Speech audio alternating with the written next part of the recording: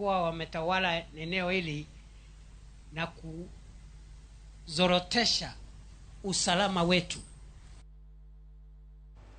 Migago mar pur gi pith e gwenge mag Endonyorasha e od bura Narok ma Imbo e kaunti ma Narok ochungo chenro mag sedo gi jamni mar chiwo thuolo ne timo chanjo ne tuo mar athany.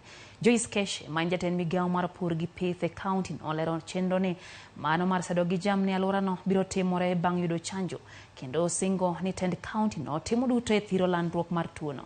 Ramogi ariyo yangi ni osewito ngimagi kotenore kod chamo ring dhiang' mantiere kod tuo no.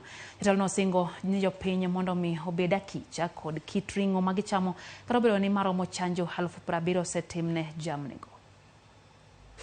Tuko na mpangilio south na west ya kuhakikisha kwamba tuko pamoja na madaktari wa hospitali, tunafanya kazi pamoja na watu wa environment, jambo ambalo linaitwa One Health. So tunasaidiana kwa magonjwa kama anthrax, rabies, brucella na zingine ambazo zinaweza kudhuru binadamu. So anthrax inakuwa kwa ng'ombe, dalili yake ni ng'ombe ambaye alikuwa sawa tu akitoka kwa boma. Baadaye unaona ng'ombe imekufa. Hii signs tunafundisha farmers na pastoralists, wakiona ng'ombe ikufa ama mbuzi iko na dalili kama hizo wazikuse. Badala yake wachimbe shimo na wafunikie huko ndani. Tunaenda sasa kuvaccinate hiyo ng'ombe yote, mbuzi na kondoo, mifugo yote sana sana kwa hii hotspot area.